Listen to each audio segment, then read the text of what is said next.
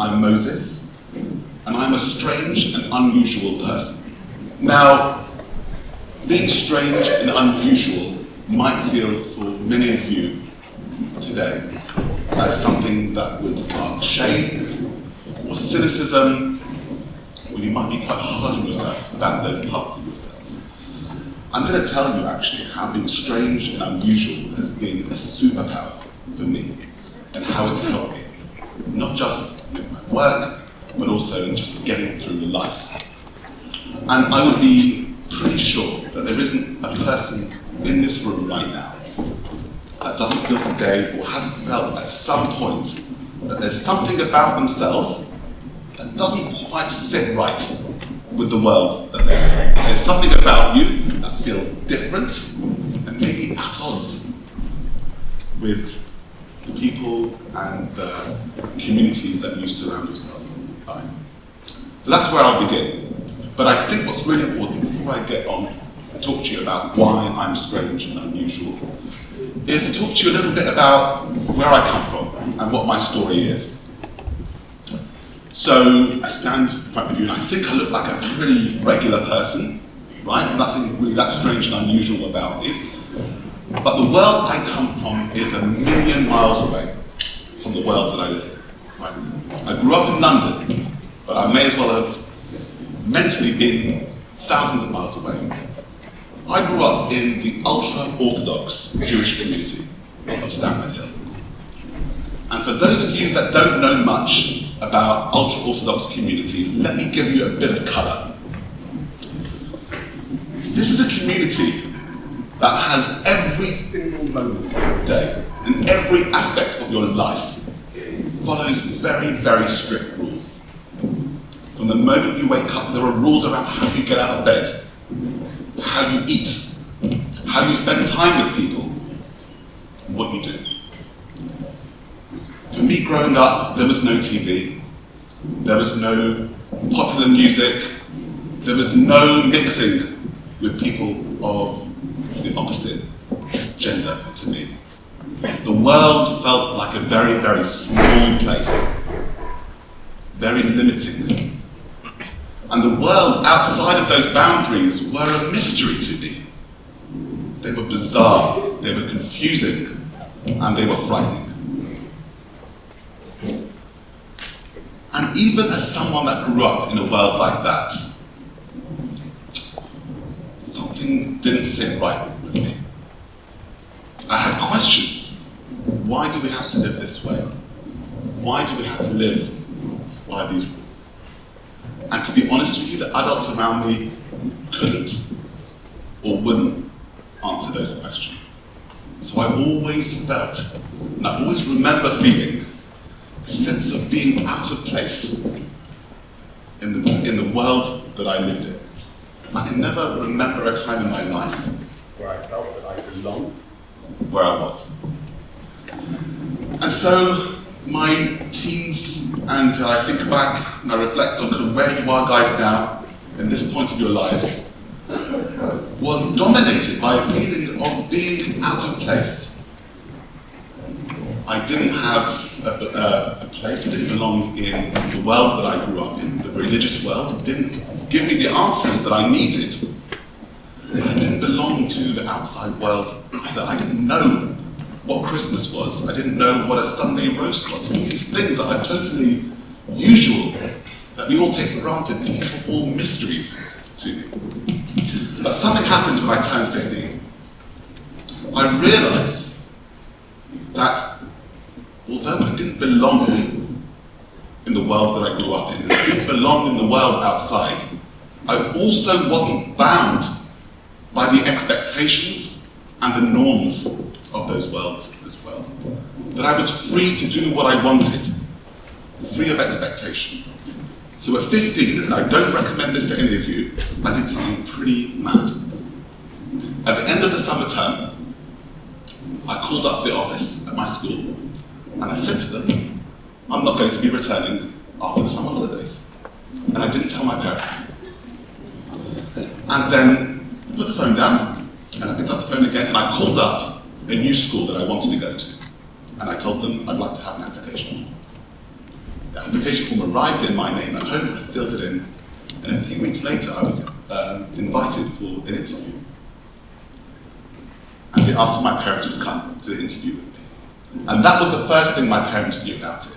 I told them, I don't have a place at school anymore, but I have potentially a place at a new school. And you either come with me to the interview, and I can carry on my education, or you have to homeschool me. And they came. And that was it. And that was the beginning of a period of my life where I asked for forgiveness. I didn't ask for permission to do things. And then I did all the normal things after that. I went to university. I studied graphic design.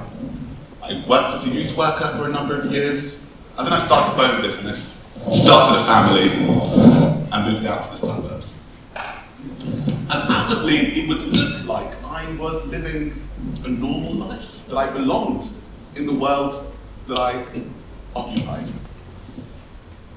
But the truth is, that voice, that inner voice that told me that I was an imposter, that I didn't belong, was always there. Always there. Always talking me down, always saying that I'm a tourist in this world. This is not the world that I belong in. And the theme of today's talk is about moments that matter. And there was a particular moment when I was 29 that I think really mattered. It made such a difference. It absolutely changed how I felt about myself. It was a person that I met. He was an investor. For those of you that don't know what an investor is, they find businesses that are up and coming, they put money into them in the hope that they will grow and then they can make back some profit on that investment. And I met this guy, we went out for a coffee, and he took an interest in me. I don't remember what we talked about, I don't remember the conversation so much, but I do remember how I felt. I felt that I found someone who was the same weird as I was. I felt actually, for the first time in a long time, proud of my sense of not belonging, proud of the fact that I see things in a different way, proud of the fact that I don't feel limited or beholden to any set of rules or norms. And we got along amazingly well. And he said to me, I think I've got a job for you. You've got to come and meet the CEO of this new tech startup. And it was, I had to wait a week for that interview. But in that week, that negative sleep came back to me.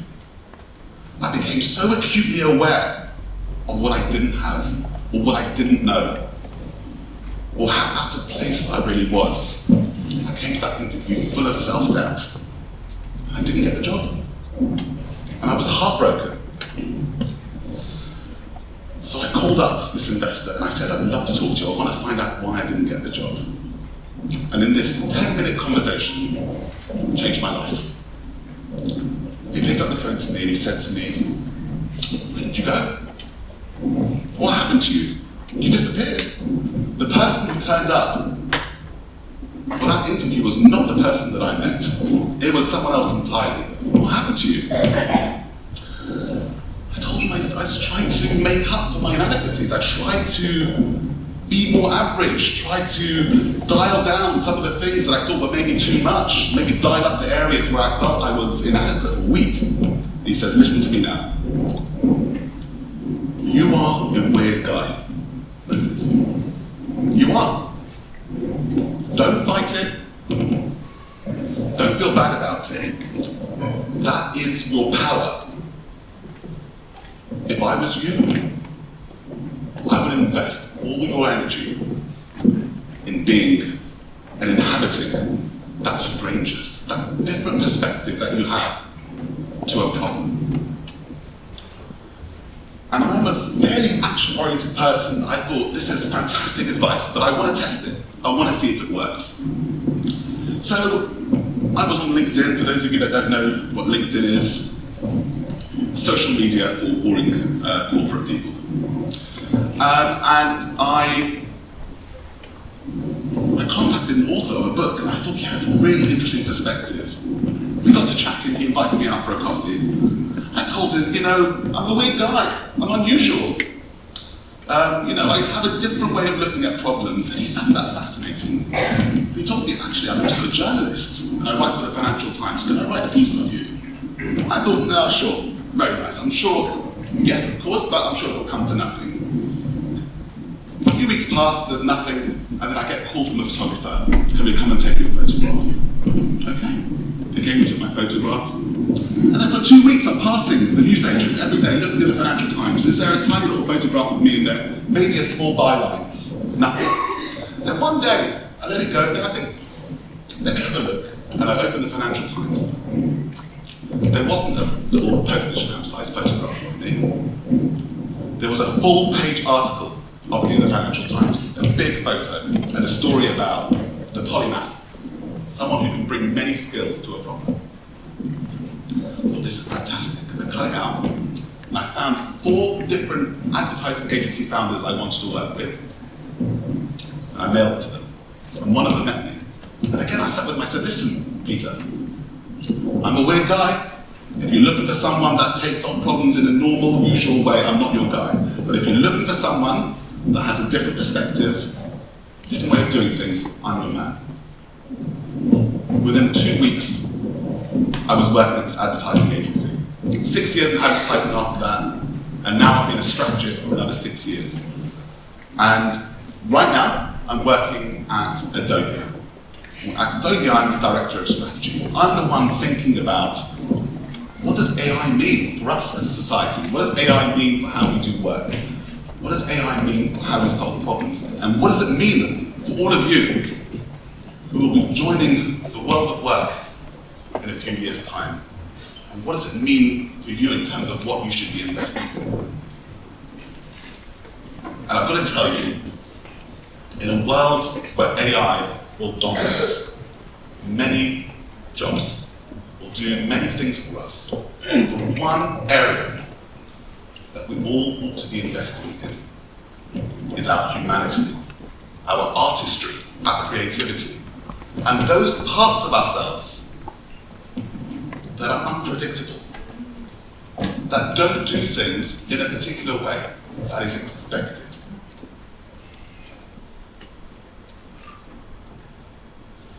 If I could have you take away one thing in just the last 10 to 15 minutes from my story, it's this. It's not just knowing what makes you different. It's really hard to even see that part of ourselves. That's the first job. What is it that makes you different? What is it that's unique about you? And each one of you in this room has something that's unique. The second part of that is, can I accept that? Can I learn to love that part of me? And then the last bit, and this has been the journey that I've been on for the last 15 years, is how do I gain mastery over that difference? It's not just good enough knowing it and loving that part of yourself, but it's about how you use it to realize the things that you want to achieve in life. There is a difference between being bullheaded and arrogant and being someone that is a know-it-all, or being a visionary leader that can bring people with you. It's the same oddness. That's the kind of the seed of that quality. But mastery is how you use that, not just to drive yourself, but how you bring others with you.